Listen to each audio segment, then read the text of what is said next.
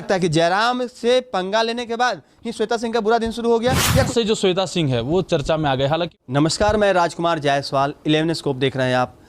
चुनाव आयोग ने बोकारो डीसी से कुछ कारण पूछा है, कुछ जवाब मांगा है और जवाब यह है कि बोकारो विधायक श्वेता सिंह ने क्या सचमुच चुनाव आयोग को गलत जानकारी दी है अपने निर्वाचन से पूर्व, क्योंकि उनके ऊपर भाजपा ने आरोप लगाया है कि वो 4 वोटर आईडी कार्ड रखी हुई हैं, 2 पैन कार्ड रखी हुई हैं। एक पैन कार्ड जिसमें उनके पिता का नाम दिनेश सिंह है, दूसरा पैन कार्ड जिसमें उनके पिता का नाम संग्राम सिंह है और सबसे बड़ी बात यह कि उनके पति का भी नाम संग्राम सिंह ही है। तो पूरे मामले की जांच का जो आदेश है वो बोकारो डीसी विजय यादव को दिया गया है।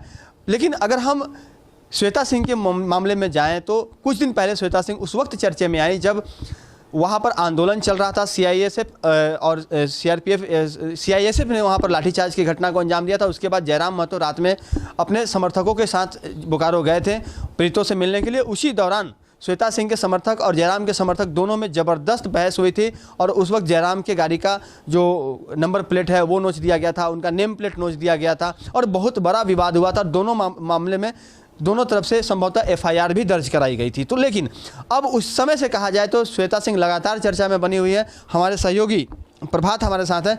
प्रभात, क्या लगता है कि जयराम से पंगा लेने के बाद ही श्वेता सिंह का बुरा दिन शुरू हो गया या कुछ और मामला लग रहा है? सबसे पहले मैं बता दूं कि बोकारो में सीआईएसएफ के द्वारा जब लाठीचार्ज हुई थी तो वो लड़के जो थे अप्रेंटिसशिप के लड़के थे, वो लोग अपने नियोजन की मांग कर रहे थे और वहाँ पर जब लाठीचार्ज होता है तो जयराम बतौर एक प्रतिनिधि होने के हैसियत से वो वहाँ पर जाते हैं स्टूडेंट्स के लिए। लेकिन वहाँ पर वर्चस्व की जो लड़ाई है उसको अगर देखा जाए तो बोकारो विधायक के जो समर्थक हैं और जो जेएलकेएम के समर्थक है उसमें आपसी तनाव देखा गया वहाँ पर और झड़प भी हुआ बीच में और उनके गाड़ी का नंबर प्लेट को भी तोड़फोड़ किया गया और उस वक्त जयराम के समर्थकों ने काफी हंगामा किया। उसके अगले दिन बोकारो में पुलिस प्रशासन को भी काफी दिक्कतों का सामना करना पड़ा इस कारण से और घटना के बाद से जो श्वेता सिंह है वो चर्चा में आ गए। हालांकि वो पहले से विधायक है, अगले दिन तो बोकारो बंद की घोषणा किया गया था भी हुआ था। हालांकि श्वेता सिंह किसी परिचय की मोहताज नहीं है, समरेश सिंह की पुत्रवधू है और समरेश सिंह जाने माने झारखंडी नेताओं में से जो दिग्गज नेताओं में से एक आते हैं, तो उनकी पुत्रवधू है। लेकिन जयराम जो कि अभी ट्रेंडिंग में चल रहे हैं उस मामले से जब कनेक्शन जुड़ा तो वो फिर युवाओं के बीच में श्वेता सिंह का नाम भी एक आने लगा।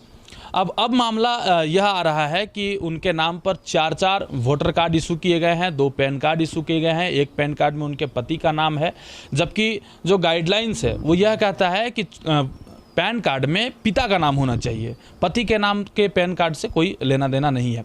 लेकिन इस पर जो है चुनाव आयोग ने भी संज्ञान लिया है और भाजपा के जो नेता हैं जो पहले वो तो राजभवन भी गए थे और पूरे मामले में उन्होंने राज्यपाल से मिलकर शिकायत दर्ज कराई थी। लेकिन सवाल यह उठ रहा है कि क्या राजभवन जाने, भाजपा वाले जो राजभवन गए उससे पहले ये जो तमाम जो चीज़ें पहले घटना घटी थी, इन तमाम चीज़ों को लेकर के उस वक्त राजभवन ने संज्ञान नहीं लिया था? जैसे मैं एक चीज़ और इसमें ऐड करना चाहता हूँ कि जब इपिक नंबर हम लोग जारी होता है, जब हम वोटर आईडी कार्ड के लिए अप्लाई करते हैं और इपिक नंबर जब जारी होता है, कभी कभार ऐसा होता है कि सरकारी तंत्र का कामकाज चाहे वो किसी के लिए भी हो, गड़बड़ हो जाता है बीच में कहीं ना कहीं। तो अगर आप अप्लाई करने के समय 2 बार या 3 बार अप्लाई कर दिए तो आपका 3 बार इपिक नंबर जनरेट किया जाएगा। लेकिन मामला यह है कि अगर आप उसको यूज करते हैं, अगर आप उसका मिसयूज कर रहे हैं, गलत जगह यूज कर रहे हैं, तो आप पर कार्रवाई होगी। और जैसा कि उनके पति ने और उन्होंने खुद मीडिया के सामने आकर के ये कबूल किया है कि हमने इसका मिसयूज नहीं किया, मुझे पता भी नहीं है इस चीज़ का कि कैसे मेरे नाम से इशू हुआ और हम लोग इस पर जो है कार्रवाई करेंगे।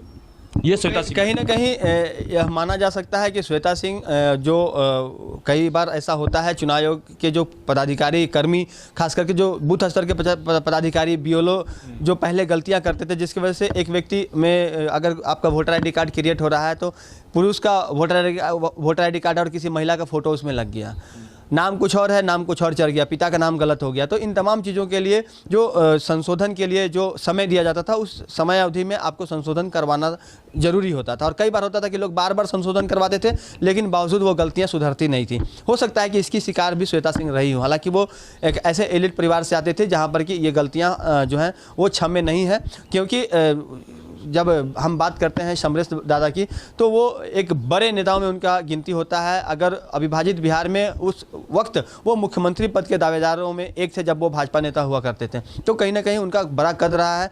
बाद में उन्होंने अपनी एक अलग पार्टी बनाई और उसके बाद झारखंड वनांचल कांग्रेस की स्थापना की। उसके बाद कई बार वो विधानसभा के भी सदस्य रहे उसके बाद भी, तो उनका एक बड़ा छाप है झारखंड के आंदोलन में भी। उन्होंने अपनी महती भूमिका निभाई है। वनांचल नाम से वो अलग राज्य चाहते थे, जिसके लिए उन्होंने आंदोलन भी किया था। तो जिस तरह से हमारे सहयोगी प्रभात ने अभी बताया कि अभी जो स्थितियां हैं वो उन्होंने क्लियर कर दी है। बहरहाल थोड़ा सा जो जिला प्रशासन का जो अब दायरा है, वो जांच का दायरा है, वो जब आगे बढ़ेगा तो दूध का दूध और पानी का पानी हो जाएगा। लेकिन इस बात से जोड़कर देखना कि जिस वक्त से जयराम और श्वेता सिंह के बीच में गर्मा गर्म बहस हुई थी, उन दोनों के बीच में जो उनके दोनों के समर्थकों के बीच में जो बवाल हुआ था, उसके वजह से कुछ इस तरह की घटना हो रही है। तो इस पर बहुत अधिक बल जो है वो नहीं मिलता दिख रहा है और उस बात से कहीं ना कहीं बहुत ज़्यादा इसका कनेक्शन नहीं है। सहयोगी रोशन के साथ राजकुमार जायसवाल, 11 स्कोप, धनबाद।